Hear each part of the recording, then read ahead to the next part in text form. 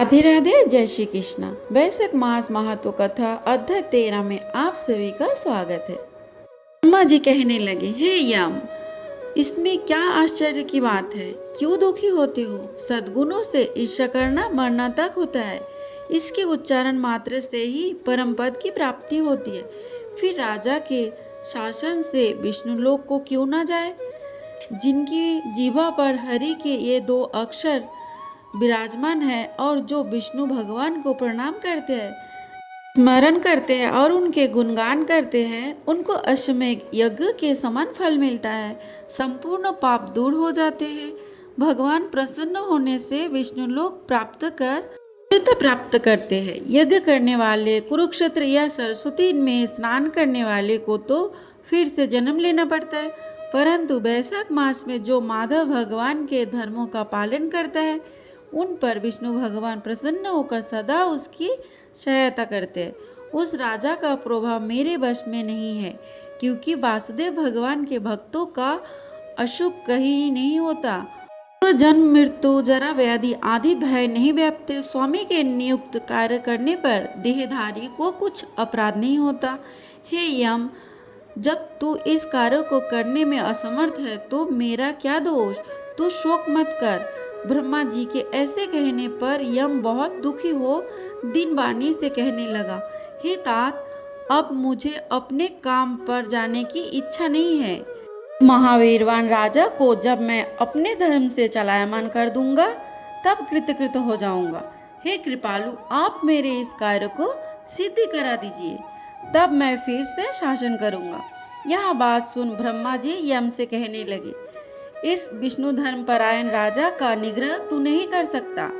फिर ब्रह्मा जी यम को साथ लेकर क्षीर सागर विष्णु भगवान के पास गए और संख्या योग द्वारा स्तुति करने लगे। विष्णु भगवान प्रकट हुए। यम और ब्रह्मा ने प्रणाम किया। तत्पश्चात विष्णु भगवान ने आने का कारण पूछा।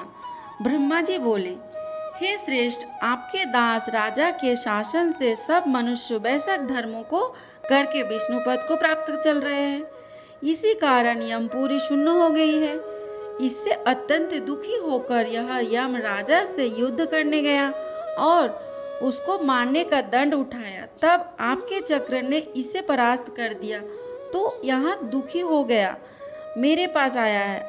हम आपके महत्व भक्तों को दंड देने की सामर्थ्य नहीं रखते हैं, अतः हे महावीरो, हम आपकी शरण में आए हैं। इसलिए हे प्रभु, उस राजा को दंड देकर आप अपने यम की रक्षा करिए। ब्रह्मा जी के यह वाक्य सुनकर विष्णु भगवान हंसे और ब्रह्मा जी व यम से बोले, मैं लक्ष्मी तथा प्राण और देह, श्रीवत्स, कस्तमणि तथा वैजंती माला, श्वेतदीप, वैकुंठ, क्षीर सागर, शेष और गरुड़ का त्याग कर सकता हूँ, परंतु ऐसे भक्तों को कदापि नहीं कर सकता जिन्होंने मेरे लिए संपूर्ण भोग त्याग दिए, प्राण छोड़ दिए, मुझ में ही अपनी आत्मा को लगा दिया।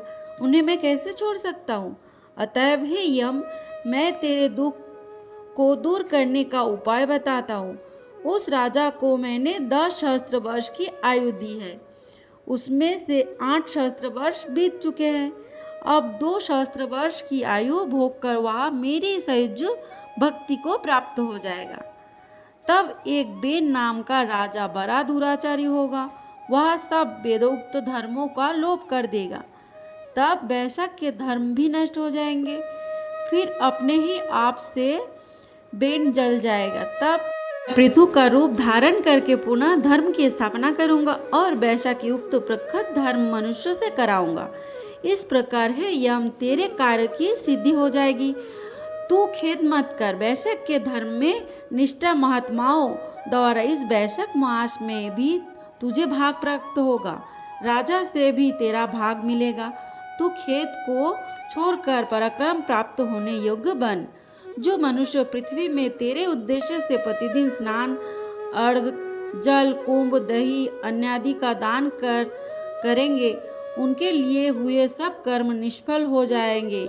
अतः तू उस राजा के ऊपर क्रोध का त्याग कर दे। वह राजा तेरा भाग देगा, क्योंकि वह मेरा अत्यंत भक्त है। तो कोई प्राणी तेरा भाग देकर वैश्य धर्म में प्रवृत्त हो, उनके धर्म में तू विघ्न मत करना। जो धर्म के पालन करता तुम्हें छोड़ केवल मेरा ही भजन करे, उनको तुम मेरी आज्ञा से अवश्य दंड देना। उस राजा से तुम्हें भाग दिलाने के लिए मैं अभी सुसंत को भेजता हूँ, वे वहाँ जाकर तुम्हें भाग दिलाएगा। तब भगवान ने यम के सामने ही राजा को समझाने के लिए सुनंद को भेज दिया। राजा को समझाकर पूर्ण भगवान के पास आ गया। ऐसा यम को आश्वासन देकर विष्णु भगवान वही अंतर्धान हो गए तथा ब्रह्मा भी यम को समझाकर आज्ञा दे चले गए। यम भी कुछ प्रसन्न हो अपनी पुरी को चला गया। फिर सुनंद की आज्ञा पर राजा ने अपने राज्य में सारी प्रजा को प्रतिदिन यम के निमित्त स्नान अर्घ्य आदि करने की तथा वैश्य के धर्म में यम को भाग देने की सूचना करा दी कि अगर कोई भी यमराज का भाग नहीं देगा, उसके वैश्य में दिए गए कर्मों को यमराज स्वयं ले लेंगे।